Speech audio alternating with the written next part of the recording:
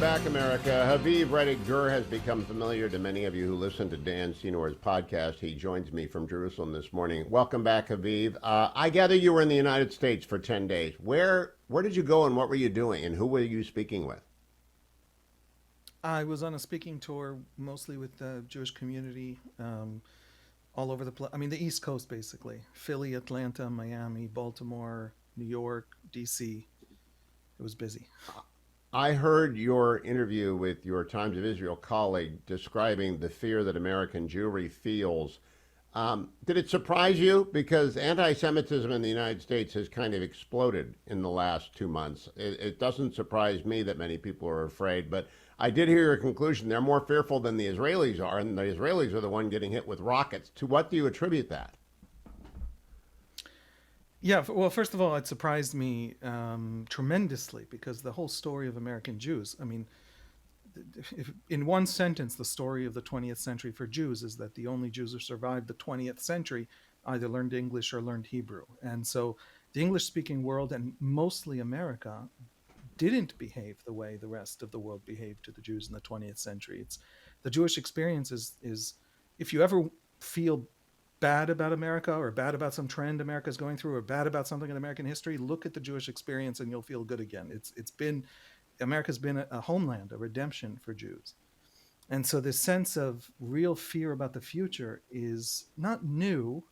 American Jews couldn't get into Harvard in the 30s, and there was anti-Semitism over the course of American history, but it was always the sideshow. It was always marginal compared to the big story of acceptance and of belonging. And so I do think that now there is a fear, and it comes from politics. It comes from the sense of the new politics of identity. If America isn't the liberal promise that America has made to American Jews, that America has made to all Americans over the last 200 years, and often failed to fulfill the promise, but ultimately, generation after generation, America could always call itself to task on that premise, on that promise. If that's not true about America, then American Jews are not sort of saved from Jewish history, saved from the pain, saved from living in someone else's country. And for the first time, I met American Jews, and I've known American Jews for a long time. Half of my childhood was in the United States. I professionally deal all the time with the English-speaking world. For the first time, I'm hearing American Jews afraid of America's future, afraid of where a lot of the new political ideologies and political movements are going. They're going toward identitarianism. They're going toward a place where the Jews end up marginalized intentionally, where there's talk about Jewish control and Jewish conspiracy and Jews not belonging and Jews as oppressors. Jews in America. This isn't even an Israeli-Palestinian question. That's sort of a vocabulary for really directing blame at American Jews. And for American Jews, who are the second most left-wing constituency in the United States, I believe, second to Black Americans. If you look at least in terms of percent voting for Obama, I think Black Americans in Obama's first election voted for him 87%. I think Jews were 84%. It's something like that. Jews are incredibly left-wing, and the left is the one that they now are experiencing turning their backs on them. And that leaves them without anchor. That leaves them floating. That leaves them scared of the future. That's I don't know if you listened to again and again. Neil Ferguson, the historian at Stanford, making an argument that American universities today are becoming like the German universities in the 1920s. And that extends to this question to you. From the Dreyfus Affair forward and the first convening of the Zionists in Switzerland, I guess in 1897, Herzl brought it together. For those next 30 years, it just went downhill for Jews in Europe. And it began, of course, in Russia, there were always pogroms, but in Germany, Jews had assimilated and they were part of the elite. They were part of the academic elite, part of the medical and scientific elite, but the country turned on them beginning with the universities. And then it ended up being the Holocaust in Germany. The question is, does America have it in it to be that anti-Semitic, do you think? Is that, Neil Ferguson is quite convinced that an American academy, the university, to become anti-Semitic, just root and branch. Do you think we have the capacity to get much worse in the United States in the way that Germany did over 40 years? Hugh, you're going right to the to the painful heart of the question, the heart of the matter. The social critic Theodor Adorno once said that a world in which Auschwitz had happened is a world that forever must be a world in which Auschwitz can happen. There's nothing genetically unique about Germans. There's no, all humans are capable of what all humans are capable of. And so it is not okay. It is not intellectually valid to say America can't. But everything America is a country that can't do that. And so I'll put it this way: America has a much longer um, way to go before getting anywhere within that time zone of that kind of genocidal impulse than anything happening in Europe in the 1930s. It's not there. It's not close to there. It's not on the beginning of the processes that will turn into that in 3 generations.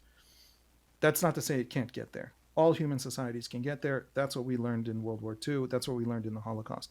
So the short answer is I'm very optimistic that what is right about America, as this famous saying goes, what is right about America will always be stronger than what is wrong about America. America just resisted all these impulses in real time in the 30s when it was popular. It resisted these impulses when most Americans were sort of banally anti Semitic. It resisted these impulses. And I don't think that now it's going to go there. What I do think is that the the injection through academia of these essentially European identitarian political ideas and Marxist ideas that pretend to be universalist, but somehow always find some group to step on. In Europe, that was always the Jews. Somehow, in college campuses, it's weirdly turning to be the Jews, right? Why would that be? That is coming into American society. America is Europeanizing. America is secularizing. Some of these processes are great. Some of them are very troubling. Depends on where you are in terms of politics and religion and all of that. But there's no question that a lot of the processes that we saw in Europe are now coming to America. They're coming through the intellectual class. Um, the danger exists. And Yeah, again, I think it's 2 generations away. complacency is what scares me about America more than anything else because what was basically a class-based anti-Semitism up into the 30s, and it was in the British elite as well. It was in mandatory Palestine. It was a class-based anti-Semitism. Now it's an ideological anti-Semitism of oppressor versus oppressed. And I know you've heard about this and have talked about it, and I will talk about it with Daniel Gordis and John Podhoretz later today. That ideology is very dangerous to the Jews. It just is because they are identified way back in propaganda that dates back to Russia in the 19th century to this very day. And if that ideology isn't taken out of the universities, we're in trouble. Let me turn to the current events. There's a cyber. Well, first, let me extend my sympathies. It must be traumatic in Israel to have 3 hostages killed by the IDF, and I don't even know how to begin to calculate what that meant or what it means. But it must be a terrible burden for the entire country. Yeah, it's. I mean, it's horrifying. It's a violation of our basic, of not what the war is about, but what Israel is about. It's also part of what's happening in Gaza, and part of understanding what's happening in Gaza is the simple point that everything Hamas does, it does on this question of civilian deaths. Everything that Hamas is, the strategy of building that underground metro, those hundreds of kilometers of bunkers and tunnels, the whole system is built to those soldiers who opened fire. First of all, they need to be taken to task. There was an absolute. It was they acted wrong. They behaved wrong. But what Hamas has done multiple times, and those soldiers experienced, were traps. Were essentially what they call an attraction attack. An attraction attack is you create a reason for soldiers to come into a place, and that place is booby trapped. And so that attraction attack was what they thought was happening. They broke the army rules. They behaved incorrectly, absolutely in every way. But the psychology of what was happening to those soldiers is something that I can't help but feel deep sympathy to. These are the ones who opened fire. Obviously the people killed, their families are destroyed, but the ones who opened fire, their lives are also not going to be the same lives. So it's a Now, in tragedy, and the whole country has been dealing with it. The anti-Israel legacy media in the United States is running with this kind of story. There's a headline from the Wall Street Journal that's not left-wing, but it's not right-wing either. Hostage deaths at the hands of Israeli soldiers raise questions about war strategy. Accidental killings underscore risks of prolonged ground invasion in Gaza. I think that's nonsense, but what do you think, Haviv Rettig Gur? Hamas can't survive this as a regime in Gaza. I don't know an Israeli who disagrees with that. So if you know we've spent I have spent 70 days telling the world, anyone who asks me, we will topple that regime in Gaza. And if it takes a week, fantastic, fantastic for everybody. And if it takes 6 months, that's horrifying and tragic. But that's what we will do. Hamas has done nothing for 17 years but make its own removal from Gaza a catastrophe for Palestinian civilians. And then it created October 7th and made it impossible for us to let them remain in Gaza. And so we have to walk through the catastrophe Hamas created as a deterrent to us ever attacking Hamas, as ever uprooting Hamas. But now we have to uproot Hamas. And that's not going to change. And if the government doesn't see this war through, then it'll be replaced in a week with a government that will see this war through. And so all of this for 70 days we've seen in the media in the West. Will they do this? Will they do that? When will they realize they're bogged down? Are we all seeing Afghanistan happen all over again? And the simple answer is the Israelis are not in that headspace. This will be something that we will see through. That's the only conclusion I can come to. It's been 10 weeks. If it takes 100 weeks until Hamas is destroyed, it cannot relent. But now we have Bill Burns, the CIA director, going with the head of Mossad of Israel to Warsaw. And we have a minute to the break. What do you think this is? What is going on in Warsaw? I just, I don't know the details of each meeting, but the coordination is incredibly close. And not only incredibly close, the Biden administration has asked Israel to get the job done. It wants to lower the death toll. It wants to learn how to lower the death toll. It wants to figure all that out in terms of Palestinian civilian deaths. I think that's a great thing. But the request and the demand that we get the job done, that's something that we've seen from the Biden administration and has been consistent. I'm going to talk with Haviv during the break and then bring him back on the other side. Don't go anywhere, America. I'll be right back with Haviv Rettig Gur. Portions of the Hugh Hewitt Show are brought to you by The Boys in the Boat.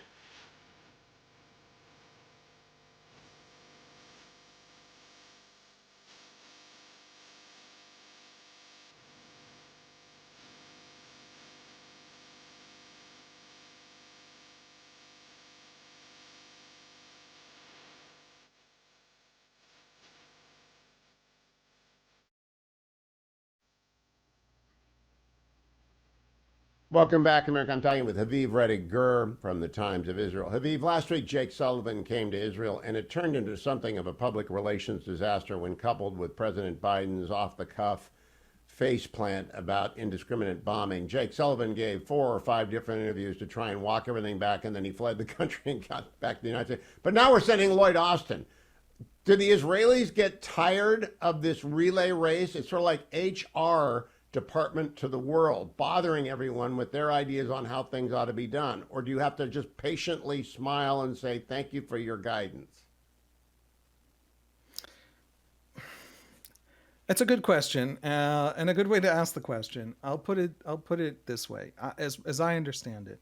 The Biden administration has asked Israel to finish the job, to get the job done with Hamas, and has been there and has been pushing forward on this and keeping the political window open. And at the same time, I think, and Hugh, you'll know better than me, frankly. I'm watching from the outside, but I think the Biden administration has also been creating this distance, creating this criticism of the Israeli government, not criticism that comes in and says, here's specific things you can do better in the war fighting. We're fighting a war no one has ever quite fought before. It's a little bit similar to how America fought ISIS, not exactly the same. But basically, the Biden administration has said, has tried to create this illusion of distance between itself and the Israeli government. And I read that as part of the politics of the Democratic Party. Biden is under tremendous pressure from his left, and creating that critique of the Israeli government allows him to answer that pressure. But at the same time, in all the ways that matter, the window has been kept open and things have moved forward. And if Israel needs certain kinds of weapons, if Israel needs a political window at the UN to remain open, it has gotten that from the Biden administration. The meeting in Warsaw with Bill Burns was about hostages, right? And America has been there and willing to push a little bit the Qataris who work with Hamas, support Hamas, and Hamas listens to. So it's a story of a lot of rhetoric that is aggressive, that is pressuring, but on the things that matter on the ground, in terms of leaving Israel the time to get the job done on the ground, this U.S. administration has done what Israel needs. You see, I think Team Biden is dancing on the edge of a realignment. They may actually lose a significant amount of support of Democrats who are primarily concerned with the support of Israel. Some of those are Jewish American Democrats. A lot of them are not Jewish American Democrats who just view Israel as our democratic ally, the number one ally in the worst part of the world that we need an ally. And I think if he pushes too far, if they let Kamala Harris keep making statements that are inane, word south, I think they can lose that vote, Haviv. But it will. We got a minute till we got to come back, so I want to just give you 90 seconds. Have you seen any indication yet of an Israeli war cabinet minister, maybe Gantz, maybe Gallant, getting close to saying, all right, that's it. You guys have just got to stop hectoring us. It's basically hectoring the war cabinet. My sense is that there's a lot of gratitude, and the gratitude is there because it is helpful. It is also important to understand we don't mind American criticism precisely because we don't depend on America here. We will get this job done without America. And if America pushes us to the wall and makes it harder, if we are more vulnerable, we become more fierce. We don't walk away from this. And so if we're going to do it anyway, and America is there helping, and it needs to constantly hector us while helping because America has its own internal dynamics, great, fine. There's a willingness, there's a confidence. You have far more patience than I do, Haviv. We're coming right back on the network as well. Stay tuned. The Hugh Hewitt Show on the Salem Radio Network returns from break in 15 seconds. The Hugh Hewitt Show returns from break in 5 seconds.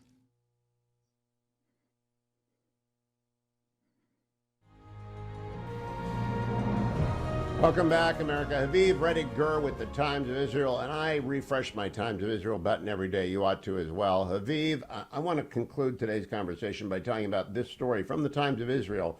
Senior Palestinian Authority official: Hamas must reconsider all its policies and methods after the war. And it quotes a fellow by the name of Hussein al-Sheikh, the PA Civil Affairs Minister and Secretary General of the Palestinian Liberation Organization's Executive Committee. Now, I confess, I don't know anything about the PA beyond Abbas. I don't know anything about Hamas beyond Sinwar. Is there really anything to work with in Gaza after the war? By anything, I mean a responsible civil society that can be raised up to administer a Marshall Plan, to be a Yoshida, to be an Adenauer. I asked you this 2 weeks ago. Now we've got this fellow speaking up. Is the PA getting reformed?